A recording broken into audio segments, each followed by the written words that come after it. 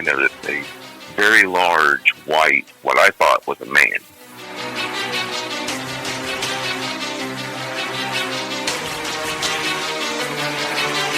You could see some skin, but you could also see some hair. The hair kind of had a flow to it.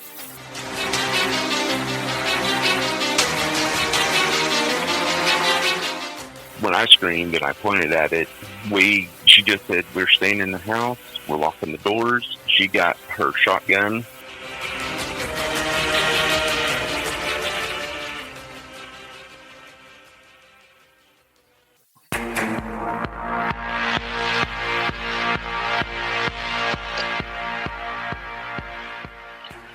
This is the Cryptic Creatures Podcast. I am Brian, and with me as always is my co-host, Todd. What's going on, buddy?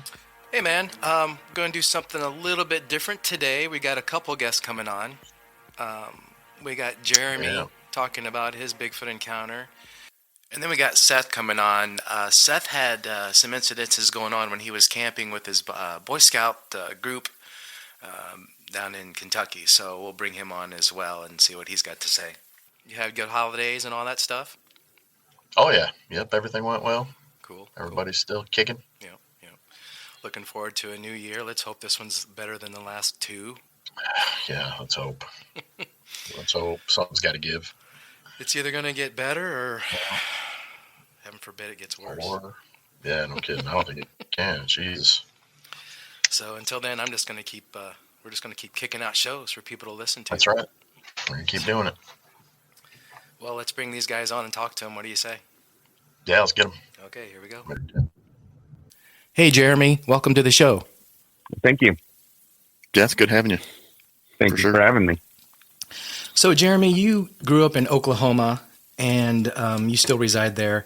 You also had some encounters or an encounter there, and your cousin possibly did too. Why don't you tell us, how old were you when you had this encounter? I was 7. 7. It wasn't long before the birth of my brother. Okay. And what was going on that day? What were you doing? What was happening? What led into it? School had just started back up for the fall. I would come home after school, watch afternoon cartoons, Transformers, He-Man, all the good stuff. While my mom was at work, my grandmother would come across to get me. And by across, I mean she had about a 5-acre pond with a dam across it.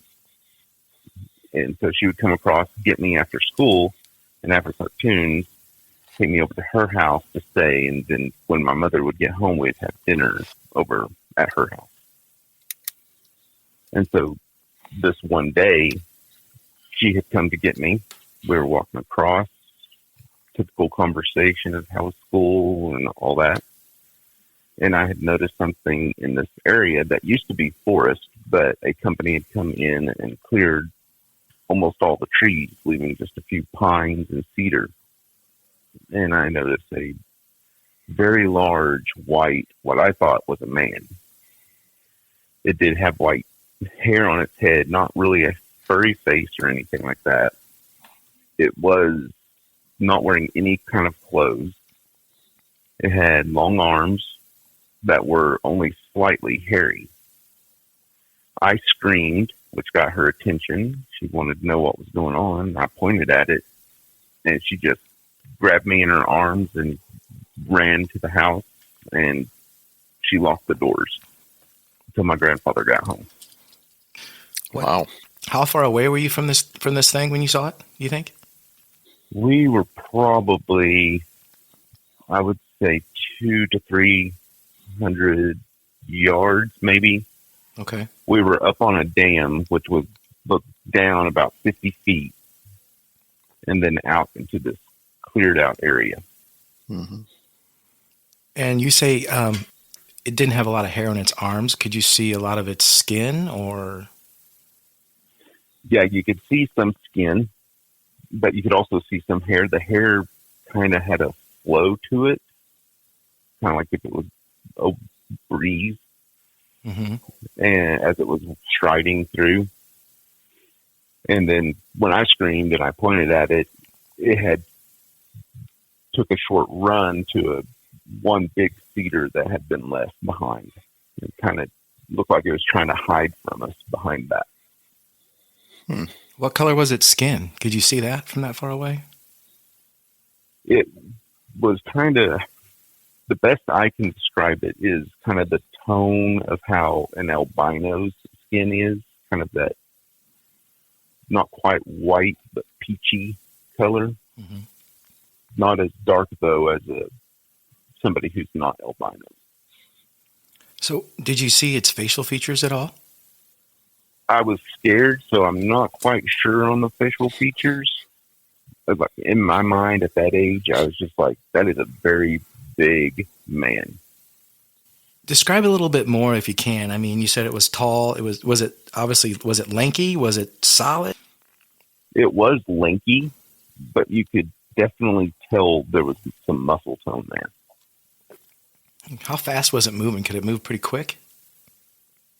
When it ran, yeah, it covered quite a bit of ground in just a short time. But before it started running, it was just casually walking and looking around and stuff. But you couldn't really pick out any facial features on this thing? I couldn't. I remember I was being scared, and then my grandmother, what really made this stick in my head was this was the first time she was scared that I could ever remember. And this woman, she's wrestled hogs and cattle and all that her whole life. So, but you said her being scared me more. Yeah, she didn't see it, or she did see it? She did see it. She did see it. Okay. Yeah. So what'd you guys say? I mean, what was spoken after you got back to the house? She just said, we're staying in the house. We're locking the doors. She got her shotgun just in case. And then when my grandfather got home, he wanted to know why the doors were locked. She told him that we'd seen something. She didn't know what it was, but she didn't feel safe. And so she locked all the doors. Then my grandfather got his gun and went out. And by that time, my mom had gotten home also. So my grandmother, my mother, and myself were all on this dam overlooking what my grandfather go through. And then he got to the tree and examined and all that. He worked for forestry back then. Mm-hmm. Oh, did he? Okay. And he did find some footprints. He didn't see what it was. And so when he came back, he was just like, oh, yeah, it was a Sasquatch. It's not going to bother us. So he thought it was a Sasquatch based on the prints? Yeah. Okay. So you said your cousin had some run-ins with this thing too, you thought? Or yes, about a couple of months later, because she had called my grandfather scared, saying that something big and white was behind her house at her building, messing with stuff. And so he drove to her house. It was about 16 miles west of us. And then later, when he brought her back, because she was scared, and she started describing it to us, and I and my grandmother were like, that's what we saw out in the Clearcut area. Did he describe it the same way you did? Did he tell you exactly what he saw? Or it was dark, so didn't get quite a good look at it. She just said it was big and white. Looked like a giant man. Also around that time, there were a lot of kids at school saying, oh yeah, my father, we had an encounter with a UFO and things like that in our area. Some of them, since we're kind of a heavy forest, especially back then, and in the mountains, people were seeing things all the time. Mm-hmm. Yeah, I know Oklahoma can get, people probably think of it as a flat, wheat, corn kind of state, but it's probably pretty weird in some areas. Yeah. There's quite a bit of especially alien activity out that way. As a kid that young, it had to have been hard to go to sleep at night, and you've had to think about it a lot. Did it do a lot of emotional things to you?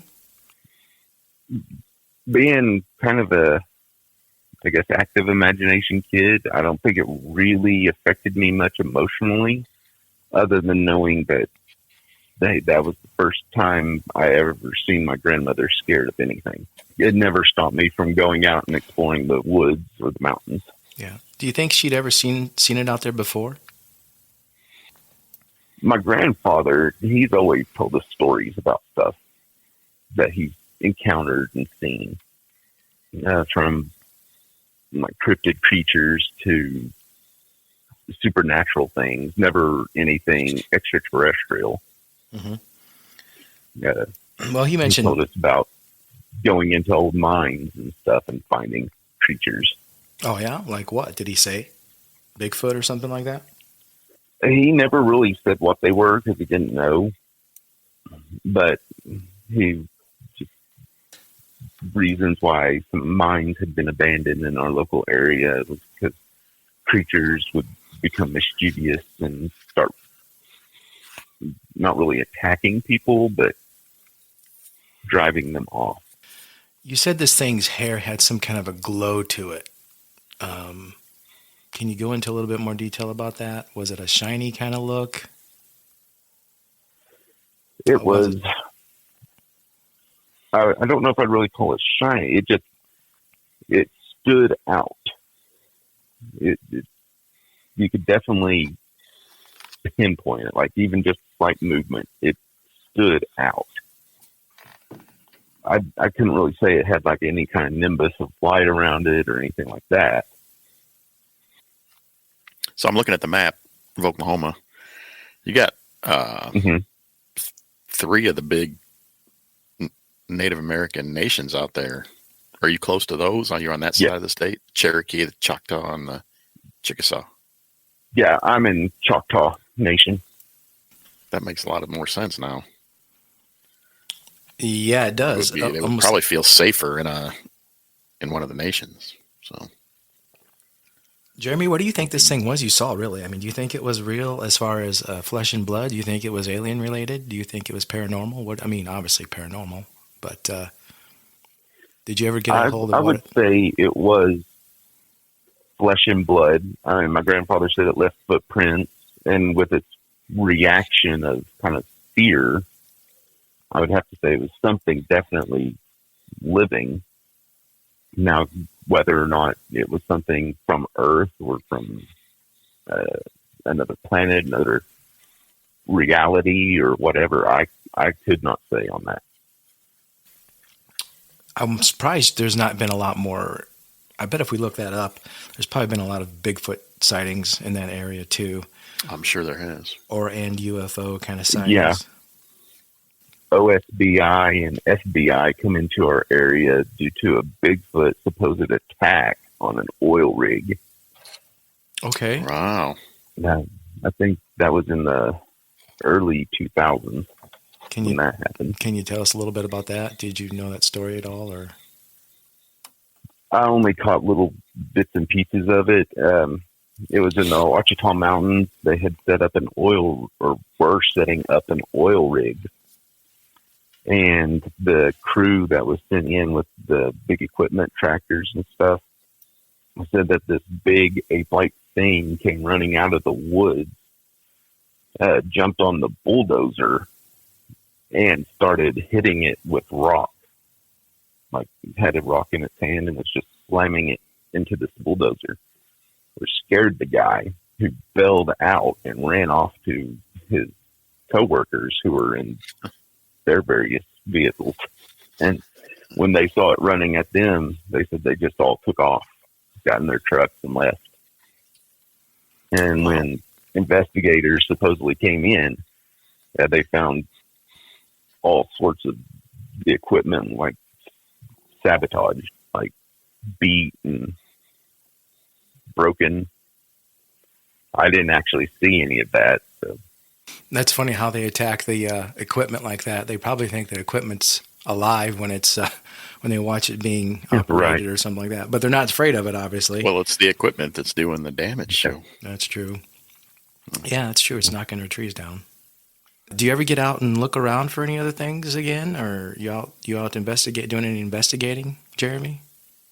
Oh, I go out when I get chances, and because I've always been fascinated with supernatural, paranormal, extraterrestrial stuff, and I've always searched for things. And I've had other encounters with different things, but I've never had another encounter with this anything as big or tall as this one thing we had seen. I don't know that I've ever heard of a cryptid like that. I can think of a, the rake. I think of a That's what it rake. is. Yep. Yeah, I think of a rake when I hear about that. Now I don't know how tall those things can get, but they're definitely. What time of day was this? You said you saw this thing? It would have been, let's see, cartoons, I think, usually ended at about 4:30 back then. Right. Yep. And so it'd been between 4:30 and 5. All right. Yeah, I remember those good old days of those cartoons. Me too. Yeah, being out there on the reservations, though, that makes a lot more sense. I would see a Bigfoot type creature out there. Did it take you a long time to tell anybody as you got older about this, or were you pretty open about it? We were open about it with friends and family and most people that live in our area. Back then, we didn't have very many people traveling through or anything like that from other states or anything as compared to nowadays. So it was just pretty much our community. And then, the community would get together and tell stories of encounters they've had with things that they couldn't explain. Yeah. So, I think our community was pretty open back then about things like this. Yeah, sometimes today you can be called crazy for saying that you've seen something like that, But like you said, as a 7-year-old kid, especially, or as an adult, for people to see something that they don't know about or don't believe in or never heard of, it's going to shock the hell out of anybody, no matter what it is. If you take a guy who's been isolated for all of his life and you take him to a zoo and he's never seen half the animals, what do you think he's going to? He's going to be like, what the heck is all this crap, So for us to be, pretty knowledgeable about everything and this and that as human beings and know what all exists out there because we're told and we're read, we've seen pictures versus what we haven't been told and what we haven't seen. It's a shock for anybody to see something like that out there, whether it be a Bigfoot or a creature like you saw. So, and I definitely think there's government cover up, for you to say that the FBI came out there, I don't think they were just doing some investigating. Why would the FBI, why would the FBI come out and, over some 7-year-old kid's story or whoever's story it was? I'm sorry. It was another story, but, you think they just have the local police investigate it and move on. But yeah, I wonder, if there was more than one of those type creatures out there, or if it was just a singular kind of entity roaming around. I don't know, because I told you my cousin had seen what she described similar to it a couple of months later, but she had, I think, 2 more encounters with it, but definitely not more than 6 months after my encounter, and after that, nothing. Did she tell you about the other 2 encounters at all? What happened? Yeah, she said it's just kind of normal by then after her first initial encounter with it. So it wasn't like threatening or anything. She just kept her distance. Right. Because her backyard kind of backed up against some of the forest. And so she said it would come out of the forest and rummage around her outbuildings where she kept her gardening equipment and things, but she said never tried to destroy anything. It's just more curious. Well, Jeremy, we thank you for coming on and talking to us and telling us your encounter. That's a really interesting creature you saw there. Well, thank you for having me. Not a problem. Yeah, that was a really interesting encounter. We got some more stuff we can look up and check into. Right. If you see it again or hear anything about that thing, get in touch with us. Let us know. Yeah, please. I definitely will. Take care and thanks again. All right. Yeah, thanks for taking the time. Thank you. All right, next we're going to bring Seth on to talk about his encounters while camping with the Boy Scouts down in Kentucky. So let's go ahead and bring him on. Yeah, let's get him. Seth, thanks for coming on the show, man. No problem. Thanks for having me. Yeah, it's good to finally get you on. So, Seth, you had an encounter, I believe, in Kentucky, was it?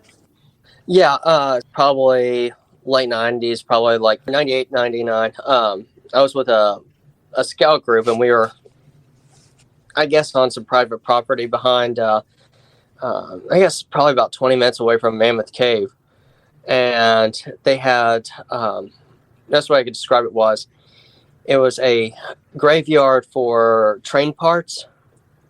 Like they had broken rails, they had different kinds of things. And I remember there was like this odd feeling one night. We were sitting around a campfire, and one of our scout leaders was telling ghost stories and all this. And I just kept looking around thinking that we weren't alone the entire time. And it got to this one point where, I mean, I kept hearing like little snap or little twig snap, and then I'm thinking, no, it's just wildlife.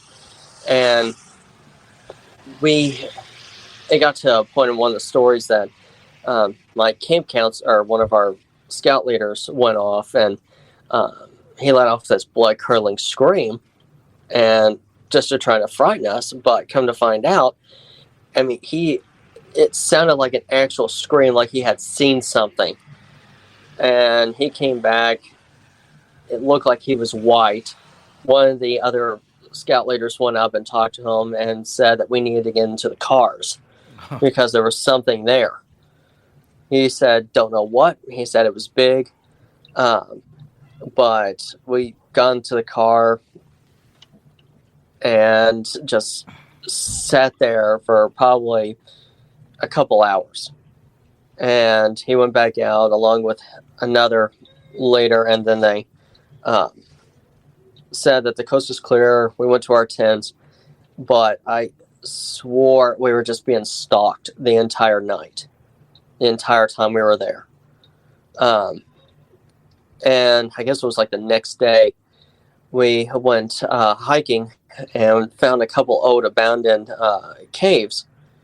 And I told the guys, I said, does anything seem off base to you on this? And they looked down on the ground, and there's these huge footprints going into the mouths of these caves. 15, 16 inches in length. Probably about 8 inches wide, give or take. I mean, for someone in 6th grade going into middle school and seeing something like this, I'm going, something's not right here. And then skipping ahead, probably a couple months later, we went to another part of Kentucky that was known for having encounters, Daniel Boone National Forest. We had a scout meet up, and there was probably about us. There was us and probably about 8 other scout groups there. And we were told to, for one of our summits, go out, find some footprints, do a cast of them, and the winners get a prize. So we come back, and again, I just got this feeling like something was out there watching us.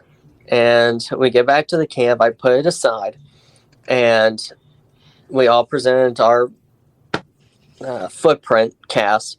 And one of the leaders goes, well, I have one for you. And it tops all of us. And he presented us with 2 Bigfoot casts that he made that day, not probably about 20 feet away from where we were staying. Wow. And I'm sitting there going, okay.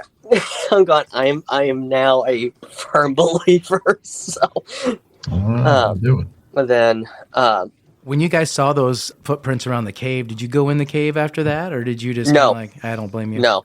We hiked it back, and we ended up going over to Mammoth Cave to do a tour. So, but no, we we left like the very next day because we didn't want any other part of that area. So were these like like smaller caves that were like off the beaten path from Mammoth Cave? Yeah. Yeah. It's like one of them was completely boarded up, like the entrance was, and then there was one that had like a sheer drop off. So yeah, we didn't even bother about looking at the caves after what we saw. We just kind of hightailed it back to the camp. Yeah. And came up with another plan for the day. Probably a good idea. So do you know what happened that made your group leader scream? Did he see something or did he hear something? Or we tried asking him when we got back to our church, and I swear till this day, I mean, I'm friends with his son, and till this day he will not still talk about what he saw. I think he saw something. He just didn't want. Yeah, it probably scared the living crap out of him. I guess that's why they told you to get in the car. I'm assuming. Yeah. Without a doubt, actually. I know, but I mean. So you had that feeling of being watched. Something else was there. Did you ever smell anything weird or bad? I couldn't tell you if we did or not. I just had like this weird sense that we just weren't alone. I mean, the whole entire area just was creepy, in its own way. So, and plus to add a Sasquatch creature near the campsite was kind of like an extra bonus. So it's like I'm going, well. Yeah, and then for the guy the next day, you guys are bringing back maybe footprints of a dog or a wolf or something or a coyote, and he brings back Bigfoot castings. I mean, and he says, "I just casted these today. There's my win." Yeah, something weird's going on. Something was watching you for sure and around the area. I guess you didn't happen to see anything, nothing like that. Just the weirdness and the footprints. I guess would have been scary enough. Did you kind of want to go in that cave when you saw those footprints, or were you guys I kind of did, but none of us were experienced with caves, so it just didn't make any sense for us to go into them. Right. And we didn't know, I mean, if there was anything else in there that could have been dangerous for us. So, before all this happened, did you believe in Bigfoot? Did you? I didn't. I had no idea what it was. I mean, I heard monster. I mean, to be truthful, I mean, I was had like a sheltered life, so I just wasn't exposed to that until that day. And it's like I'm going, all right, I am a true believer. So, yeah, I mean, people kind of, not to date me and Brian's age, but people more our age grew up watching the Patterson Gimlin film, and I think that a generation or two later, kids weren't really talked about that. I mean, kind of Bigfoot's out there, but I think it's looked at as more of a, what's the word I'm looking for? A gimmick kind of thing. Selling all the Bigfoot memorabilia and the Bigfoot T-shirts. I don't think a lot of people do believe, but yet they think it's kind of cool, like the Loch Ness monster, the Nessie thing. People kind of gimmick that as well. But for some people, they get in their mindset that he's not real. But then they have these encounters or these incidences, and they're like, "Holy cow! This isn't somebody out here messing around." Right. You don't think they did that whole thing as a setup, right? I mean, you guys talked about your leader being freaked out, and like I said, we all just had, after we were rushed to the car and just saw the prints, we all were just in shock. And then when the other scout leader, who was actually putting on the event at the Daniel Boone National Forest, presented what he found, we all looked at each other going, we saw those not too long ago. And so right. I wonder if the thing that I'm kind of thinking about is, okay, you were at Mammoth Cave and you said these other cave systems, were they within walking distance, I take it, of the main cave? Oh, well, I mean, the two were close together, but Mammoth Cave itself was probably about a 20-30 minute drive. Okay. Away from it. So, I mean, this was like on private property in the middle of a field that you can't even pull up on Google Maps and find. That makes more sense then. Yeah. I was kind of wondering how close they were to the actual Mammoth Cave itself. And we think they're kind of nomadic a little bit. So as they're passing through that area, whatever time of year they do, they probably use those cave systems as shelter or whatever. I was just wondering, are they getting close to civilization when they do that at this point, or But from what you said, I don't know. But either way, I mean, it still puts it still put the thought of, okay, there is something else out here. It's not a bear. It's not a wolf. It's not anything else like that. And for something to actually terrorize a full-grown man to the point of him saying, or everyone in the car or in the van or whatever that we came in, and just hunker down. There was something wasn't right. So Yeah. Did you sleep at all that night when you were camping? I don't think any of us did. No. Yeah, I don't think I would have either. Man. There's been a lot of reports of Bigfoot messing with people's tents at night, pushing down on them, pushing it on the sides. Yeah. No, I mean, we didn't have any of that. We just felt like something was off in the distance, just watching the camp the entire time. Because we did hear, like, limbs snap, but otherwise it was just that feeling of being watched. Mm-hmm. Do you go out in the woods still today? Are you an avid? Oh yeah, woods I person? I love camping. Mm-hmm. It won't keep me away from it. So I would love to one of these days actually go back to those two places and actually join up with a group of squatchers and actually do some stuff. It's like what was it when we went to visit my mother-in-law in Oregon? We went to a restaurant called Camp 88, and known for having Bigfoot encounters. They also sell like a bunch of Bigfoot merchandise. So I went out and took a couple of pictures. I saw this great big, a good sized stick, and there's no one around. And I'm going, all right, I'm just going to give this tree, do a couple of tree knocks, see if there actually is anything around. Surprisingly enough, I got a couple back. Yeah. And I walked back to the restaurant. I'm going, did that really just happen? So, I mean, I believe that they are out there watching. And I think, as they say, I mean, the joke is that they are the world's greatest hide and seek For sure. champions. My But I coffee mean, cup says. it's still that fear of the unknown that is there. So, I mean, yeah, I'm definitely a true believer. I believe you had messaged me at the time. I think were you not around Mount St. Helens? I was. When that was going on, that kind of area. You had said you were in that area. We'd been talking a little bit here and there, trying to come on the show, and you said that that was where that was at, I believe. So, yeah. It's what do you think about Bigfoot? I mean, do you think this thing's paranormal at all? Do you think he's just a normal? As we I always think say, it's an flesh and unidentified creature. I don't think it's paranormal. Because if it was paranormal, and I've had my experiences with the paranormal, well, that's a story for another time. If it was paranormal, there would be no signs of the sucker. There would be no footprints. There would be no big broken limbs. There would not be deer carcasses all over the place or anything like that. I believe it is a true, genuine animal that wishes to be not identified. It wants to be left alone, but we keep interfering with its territory. And yeah, I mean, there are some that are been known to attack humans, like the documentary I'm watching on Portlock, Alaska. Oh, yeah, we're watching that too. Oh, you are? Did you watch the new episode today?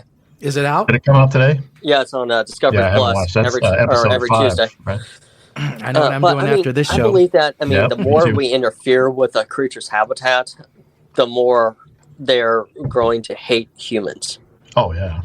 And it's like invading, they're building on land of where coyotes are. They're going to continue to come to the city, or bears or something like that. I mean, you invade on any kind of property or on any creature's territory. I mean, yeah, they're going to be protective and Well, that's what we do. grow hatred. As a species.